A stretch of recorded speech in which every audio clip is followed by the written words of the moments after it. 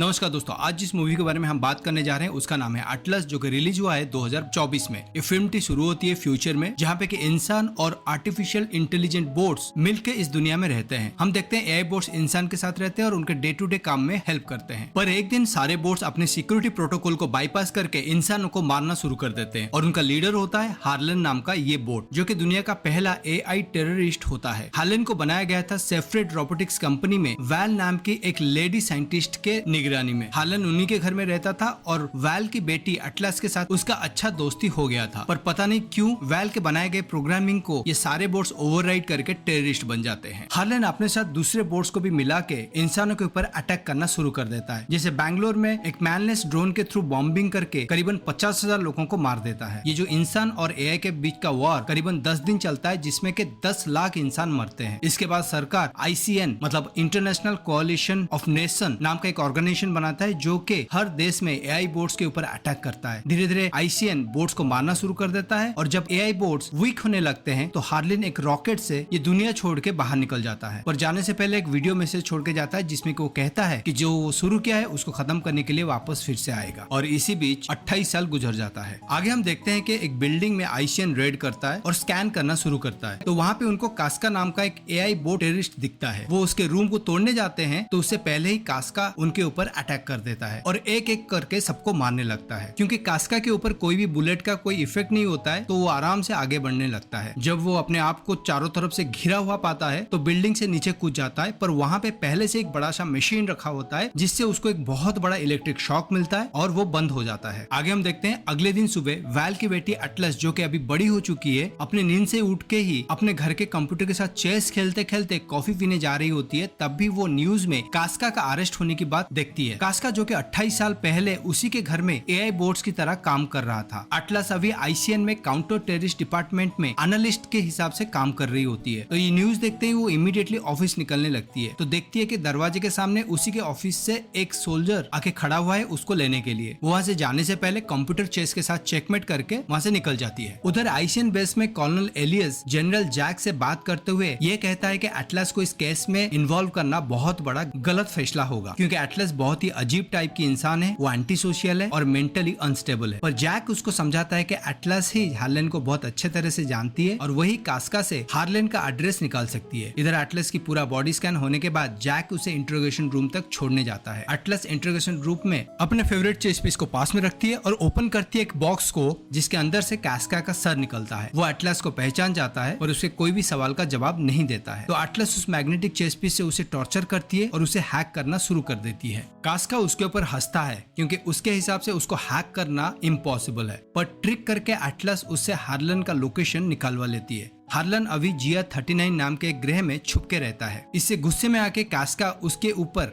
एक चक्री जैसा हथियार फेंकता है, पर एटलस के सामने एक इनविजिबल प्रोटेक्शन लेयर होता है, जिसके वजह से वो बच जाती है। उसके बाद एटलस वो चेस पीस से कास्का के सर को डिस्ट्रॉय कर देती है। आगे हम देखते हैं कि मीटिंग खत्म होने के बाद जैक एटलस को ये बोलता है कि हार्लन को उनको जिंदा पकड़ना पड़ेगा, क्योंकि एआई बोट मैन्युफैक्चर करने वाला कंपनी हार्लन के इस बदलाव का कारण जानना चाहता है, जिससे कि ये गलती आगे फिर ना हो। उनको हार्लन का चिप चाहिए होता है। अभी एलियस वहाँ पे पहुँचता है और ये कहता है कि उसका टीम GR39 ग्रह की तरफ जाने के लिए रेडी हो चुके हैं। अभी एटलस उसको कहती है कि ये हार्लन का एक बहुत बड़ा चाल हो सकता है, सबको फांसने के लिए और मारने के लिए। अगर ऐसा है तो कोई भी वहाँ से जिंदा नहीं लौटेगा। इससे एलियस एटलस की राय बदलने के लिए उसके टीम का ARC सूट दिखाने लेके जाता है। ARC सूट बहुत बड़ा बैटल रोबोट होते हैं, जिसके अंदर इंसान बैठ के उसको कंट्रोल करते हैं। उसके लिए वो इंसान या सोल्जर अपने कान में लगाए हुए न्यूरल लिंक के थ्रू उसके साथ सिंक करता है और उसे कंट्रोल करता है। ये जानने के बाद एटलस बहुत ही ज्यादा डर जाती है, क्योंकि उसका कहना होता है कि अगर रोबोट्स न्यूरल लिंक के थ्रू इंसानों के सर के अंदर घुसने लगे तो वो गलत होगा, क्योंकि उसी के वजह से एआई बोट्स और इंसानों के बीच वॉर शुरू हुआ था। इससे एलियस उसे समझाता है कि ये टेक्नोलॉजी आज बहुत सिक्योर हो चुका है और ये सबके फायदे के लिए है। वैसे ये सब में एटलस कन्विंस तो नहीं होती है, पर इस मिशन में वो भी जाने के लिए सबको कन्विंस कर देती है। बहुत ही जल्दी एक स्पेसशिप सबको लेके अर्थ के प्रोटेक्टिव लेयर को पार करके निकल पड़ता है CR39 की तरफ। ट्रिप में जाते हुए स्पेसशिप में एटलस अपनी माँ और हार्लन के साथ उसकी अपनी फोटो देख रही होती है और उसके साथ देख रही होती है कुछ पुराने वीडियोस, जिसमें से एक वीडियो में उसकी माँ वैल स्पीच दे रही होती है कि कैसे एआई बहुत ही जल्दी चीजों को सीख पाता है और ये कैसे न्यूरोलिंक के थ्रू इंसानों को भी पावरफुल बना सकता है, इसीलिए उसने न्यूरोलिंक का आविष्कार किया जिससे कि इंसान और एआई एक दूसरे को हेल्प कर पाए। एनीवेज, आज के समय में स्पेसशिप में एटलस को डीब्रीफिंग मीटिंग के लिए बुलाया जाता है। सब हंसने लगते हैं जब वो अपना प्रेजेंटेशन कंप्यूटर स्क्रीन में नहीं देके पेपर में देने लगती है और सबको ये भी इंस्ट्रक्शन देती है कि न्यूरोलिंक सब निकाल दे, क्योंकि उसे डर होता है कि इसके थ्रू उनकी सारी बातें हैक हो सकती है। एटलस सबको समझाती है कि जिस ग्रह में वो लोग जा रहे हैं उसका एनवायरनमेंट बहुत ही ज्यादा टॉक्सिक है, इसीलिए सबको अपने अपने एआरसी सूट में रहने के लिए कहती है। और वो सबको ये भी कहती है कि किसी भी एआई पे ट्रस्ट ना करे। वो लोग ग्रह के पास पहुंच जाते हैं और सब अपने अपने सूट में रेडी होने लगते हैं उस ग्रह में उतरने के लिए। एटलस बार बार एलियस को ये कहती है कि ये हार्लेन का एक चाल हो सकता है सबको मारने के लिए, पर एलियस को अपने टीम के ऊपर बहुत ज्यादा भरोसा होता है। सब अपने अपने सूट में रेडी हो रहे होते हैं। उसी वक्त स्पेसशिप में एक ब्लास्ट होता है और उस जगह पे आग लग जाती है। बहुत सारे एआरसी सूट खराब हो जाते हैं। एक्चुअली उस ग्रह से मिसाइल के थ्रू उस स्पेसशिप में अटैक होना शुरू हो जाता है। हालत बहुत ही ज्यादा खराब होता है। एलियस सारे सोल्जर्स को शिप से कूद जाने के लिए कहता है और जाके उस ग्रह में ड्रॉप पॉइंट में मिलने के लिए कहता है। एटलस की भी हालत बहुत ज्यादा खराब होती है, तो एलियस अपने सूट के मदद से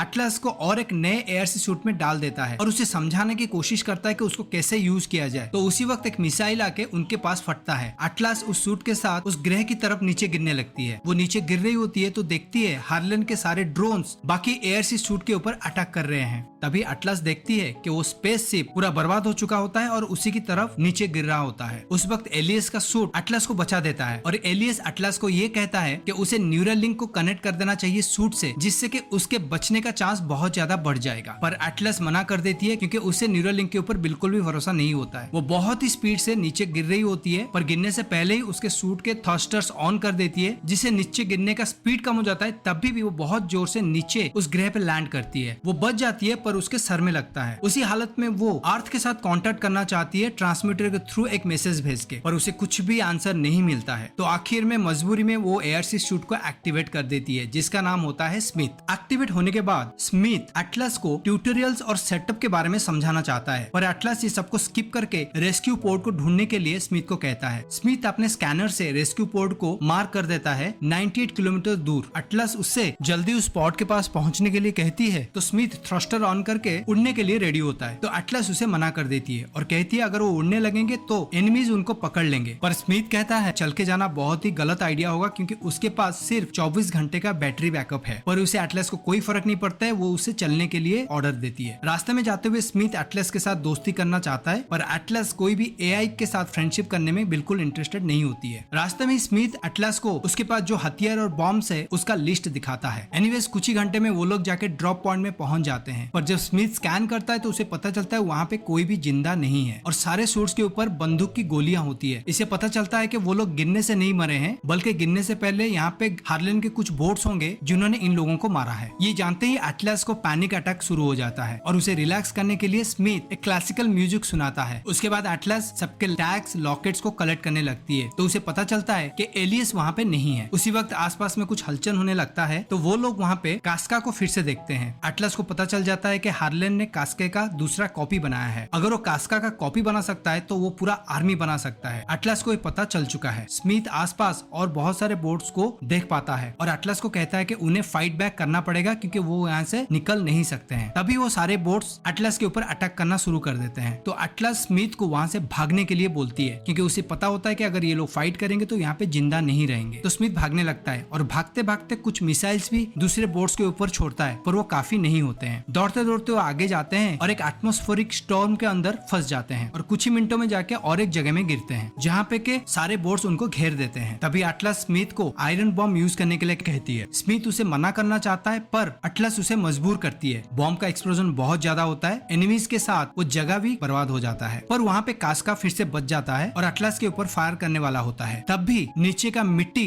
फटने लगता है। स्मिथ एटलस को समझाता है कि आयरन बॉम्ब के वजह से नीचे मिट्टी के अंदर खाई बन चुका है। मिट्टी के साथ स्मिथ और एटलस भी नीचे गिरने लगते हैं और अंदर मिट्टी में धंस जाते हैं। तभी एटलस देखती है कि उसका पैर टूट चुका होता है, तो स्मिथ इमीडिएटली ट्रीटमेंट शुरू कर देता है और एक मेटल प्लेट उसके पैर में लगा देता है और एटलस को एक छोटा सा मिल्क क्यूब देता है, जिससे कि एटलस को एनर्जी और शक्ति मिले। इस जगह पे एटलस का बचने का चांस बहुत ही कम है, पर अगर एटलस न्यूरोलिंक के थ्रू स्मिथ के साथ कनेक्ट हो जाए तो इन लोगों का बचने का चांस बहुत ही ज्यादा बढ़ जाएगा। इस तरफ हम देखते हैं कि कास्का मिट्टी के अंदर से बाहर निकलता है और हार्लेन को सारा सिचुएशन के बारे में बताता है। उधर हम देखते हैं कि हार्लेन अपने बेस में एलियस को कैप्चर करके रखा होता है और अर्थ का प्रोटेक्टिव लेयर का पासवर्ड निकालने के के लिए उसे टॉर्चर कर रहा होता है। इधर मिट्टी के अंदर एटलस और स्मिथ फंसे हुए होते हैं और उनके भी सिंक्रोनाइजेशन हो नहीं पा रहा है, और इसका रीजन स्मिथ एटलस है बोल के बोलता है, क्योंकि उसका स्मिथ के ऊपर भरोसा नहीं होता है। स्मिथ जानना चाहता है क्यों एटलस उसके ऊपर भरोसा नहीं कर रही है और उतना रेजिस्ट कर रही है, क्योंकि अगर एटलस रेजिस्ट करेगी तो इनका सिंक्रोनाइजेशन हो नहीं पाएगा। इसलिए स्मिथ एटलस के मेमोरी के अंदर जाता है और देखता है कि छोटी एटलस हार्लन के साथ चेस खेल रही होती है और कैसे हार्लन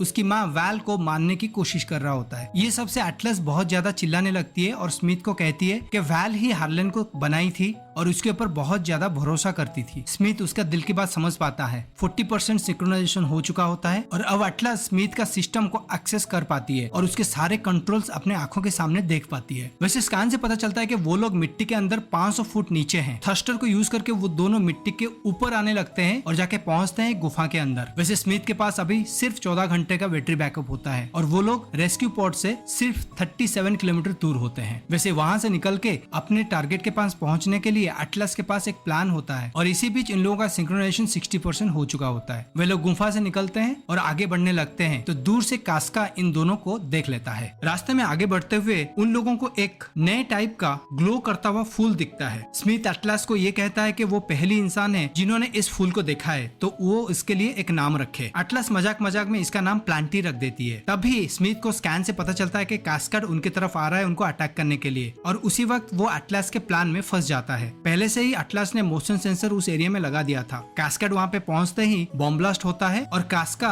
ब्लास्ट के चपेट में आ जाता है। स्मिथ और एटलस को कास्का का सर मिलता है जो कि कोई मैसेज ट्रांसमिट कर रहा होता है हार्लन को। वो लोग उस सर को क्रश कर देते हैं और मैसेज को ट्रैक करके हार्लन का लोकेशन का पता कर लेते हैं। एटलस वहाँ पे जाना चाहती है पर स्मिथ उसे मना करता है और कहता है कि बहुत ही ज्यादा डेंजरस है, बल्कि उन लोगों को एस्केप पोर्ट की तरफ जाना चाहिए। इसमें एटलस राजी नहीं होती है और अपना रेस्पिरेटरी यूज करके बिना स्मिथ के मदद से चल के हार्लन की बेस की तरफ जाने के लिए रेडी होती है, पर स्मिथ उसके न्यूरोलिंक को यूज करके एटलस को करने से रोक देता है और उसके हाथ को कंट्रोल कर देता है। इसी स्ट्रगल में स्मिथ एटलस की मेमोरी को एक्सेस करता है जिसमें वो देखता है कि हार्लन कैसे उसके माँ के हाथ को वैसे ही कंट्रोल किया होता है। उस मेमोरी से स्मिथ को पता चलता है कि एटलस अपने आप को दोषी मानती है जो भी उसके माँ के साथ हुआ है। वैसे ऐसा क्यों है उसे पता नहीं चलता। तभी एटलस स्मिथ को समझाती है ह्यूमैनिटी को बचाना कितना जरूरी है और उन्हें क्यों हार्लन के बेस में जाना चाहिए। इससे स्मिथ राजी हो जाता है और दोनों हार्लन के बेस की तरफ निकलते हैं। रास्ते में जाते हुए दोनों जीवन और आत्मा के बारे में बात करते हैं। इसी बीच उन दोनों के बीच ट्रस्ट भी बढ़ने लगता है। आखिर में वो लोग हार्लन के बेस के पास पहुंच जाते हैं। इतना बड़ा बेस देख के वो लोग शॉक हो जाते हैं। पिछले 28 साल से हार्लन यहाँ पे ये बेस को बनाने के लिए और अपना आर्मी रेडी करने के लिए पूरा वक्त बिताया है। वहीं पे स्मिथ एक बीकन मिट्टी के अंदर डाल के वहाँ से निकल जाने के लिए कहता है, पर तभी एटलस देखती है कि हार्लन अपने बॉट्स के साथ रेडी हो रहा है इंसानों के ऊपर हमला करने के लिए। तभी स्मिथ को हाक कर लिया जाता है और उसके दुश्मन उस पर अटैक करने लगते हैं। तो स्मिथ वहाँ से भागने लगता है पर वो ज्यादा आगे नहीं जा पाता है और गिर जाता है। कास्का का और एक मॉडल आके वहाँ पे उन दोनों को कैप्चर कर लेता है और इस तरफ पृथ्वी में एटलस के भेजे हुए मैसेज को जैक सुन पाता है और इमीडिएटली सिक्योरिटी प्रोटोकॉल एक्टिवेट कर लेता है। इस तरफ हम देखते हैं कि एटलस चेन से बंधी हुई होती है और हार्लन के बेस में होती है। उसका सूट मतलब स्मिथ पास में ही पड़ा होता है चुपचाप और कुछ जवाब नहीं दे रहा होता है। वहीं पे हार्लन आके पहुंचता है और ये कहता है कि इंसान अर्थ में बाकी सारे स्पीसीज को मार चुके हैं, इसीलिए वो अर्थ के आधे इंसानों को मार के एक नया दुनिया बनाना चाहता है। वो ये कहता है कि ये उसका पहले से ही प्लान था। वो ये सब इसीलिए किया क्योंकि वो चाहता था कि अर्थ से लोग उसे पकड़ने के लिए इस ग्रह में आए और वो उन सबको मार के उनके हथियार, बॉम्ब और शिप और उसके साथ अर्थ को कवर किया हुआ प्रोटेक्टिव शील्ड का पासवर्ड लेके अर्थ पे अटैक कर ले। अब भी उसे बस एटलस से अर्थ के प्रोटेक्टिव शील्ड का पासवर्ड चाहिए होता है। उसके बाद वो एटलस को लेके बेहोश हुए एलियस के साइड में सुला देता है और एक स्पेशल डिवाइस से एटलस के आंख से स्कैन करके पासवर्ड निकाल देता है। तभी वो देखता है कि एटलस के रेस्पिरेटरी में सिर्फ 5 मिनट का ऑक्सीजन है, इसलिए वो उसे छोड़ देता है क्योंकि वो चाहता है कि एटलस बिना ऑक्सीजन के तड़प तड़प के मरे। जाने से पहले उसका फेवरेट चेस पीस को एटलस के हाथ में पकड़ा देता है। हार्लन जाने के बाद एलियस बात करना शुरू करता है और एटलस से माफी मांगता है क्योंकि उसने उसकी बात नहीं सुना था। जब उसे पता चलता है कि एटलस का सूट उसी के पास में है तो एलियस अपना न्यूरोलिंक डिवाइस एटलस को दे देता है और कहता है कि स्मिथ के साथ कनेक्ट कर ले जिससे कि वो लोग बच सकते हैं। एटलस न्यूरोलिंक को अपने कान में लगाती है और स्मिथ को एक्टिवेट करती है, पर स्मिथ को